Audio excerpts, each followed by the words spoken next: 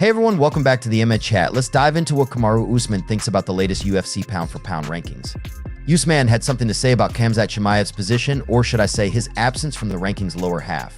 Khamzat continued to impress with a clean 1-4-0 record after he took down Robert Whittaker at UFC 308.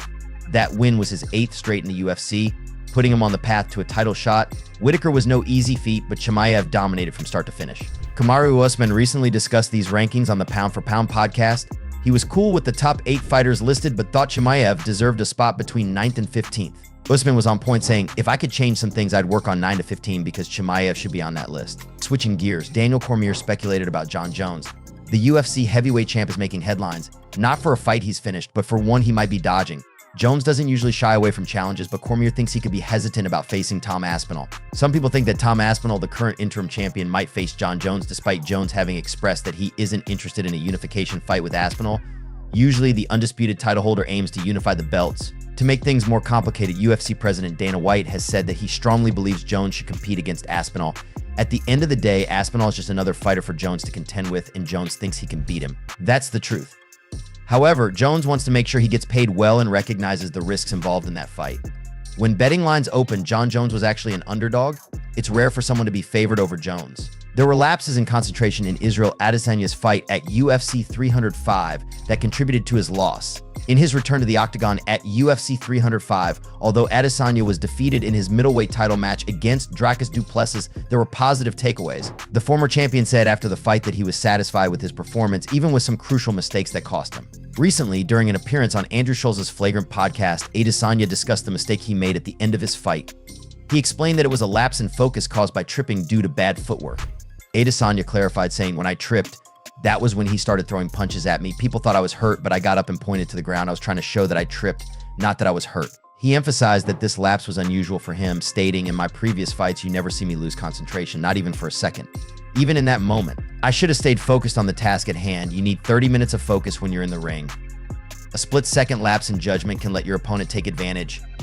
I've done that to others, and this time it happened to me. Meanwhile, Henry Cejudo has expressed interest in a potential rematch with Dominick Cruz. The former 2-division UFC champion, known as Triple C, hasn't fought since his matchup with Merab Dvalishvili in February. Cejudo seems open to the idea of facing Cruz again, hinting at a future showdown. It's an exciting prospect for MMA fans, as both fighters are highly skilled and have a history in the octagon. Adesanya, Cejudo both underscore the importance of staying focused and prepared. For Adesanya, it was a lesson learned in maintaining concentration. For Cejudo, it's about looking ahead to possible future fights. These insights remind us of the fine margins in combat sports, where even a small mistake or distraction can change the course of a fight dramatically. Henry Cejudo was handed his second straight loss, this time by unanimous decision last May. The former champion ended his 3-year retirement with a defeat against Aljamain Sterling. As of now, Henry Cejudo remains unbooked. It seems the former bantamweight and flyweight champion could return against the former foe, Dominick Cruz. The former 2-division UFC champion seemingly approved the bout. While Cejudo doesn't overly care for Cruz, he wouldn't mind handing him another loss. He said, I actually like that fight. If the UFC wants to make it, let's make it happen. But as I've said before, as I told Mario Batista and everybody else, I don't want to get into a fight with Hunter Campbell anymore. I'm allowing Hunter to really pick the fight. If he wants to give Dominick Cruz that fight, let's do it. Michael Bisping uses Jake Paul as an example to highlight an issue with Jon Jones. Michael Bisping is not a fan of UFC heavyweight champion Jon Jones' mentality. My only issue as a man, as a fighter, is him saying he doesn't have this obligation to fight these young, upcoming, hungry, dangerous guys that have an ability to beat him. I don't get that. That's what my problem is with Jake Paul. The version of Jon Jones that we saw Saturday night. I've always said I think Tom would beat this. The UFC community is buzzing with talks about potential matchups and the mentality of fighters. Both Cejudo and Jones are at different crossroads in their careers, but the excitement and challenges in the octagon remain high. Whether or not these fights come to fruition, the discussions continue on who deserves to fight and what it means to be a champion ready to face all challengers. Watching Jon on Saturday night, I thought he looked impressive, big, fast, and capable of going 5 rounds if needed. I believe Jon could present some real challenges, and that's a fight people want to see. Now, on to Ian Garry and UFC 310. Ian Garry is gearing up for a showdown against Shavkat Rakhmonov. Garry hasn't fought in the octagon since his unanimous decision victory over Michael Page back in June.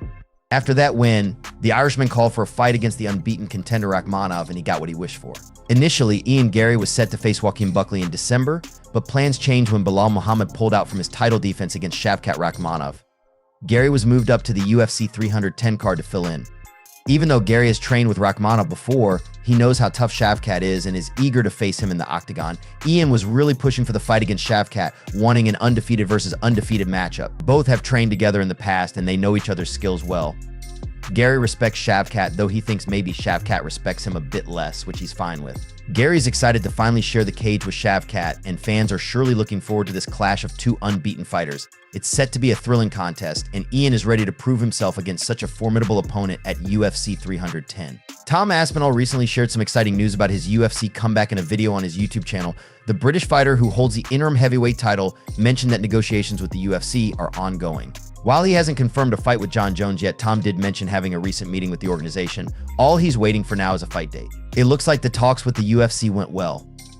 Tom is staying active and focused, spending a lot of time in the gym training for his return.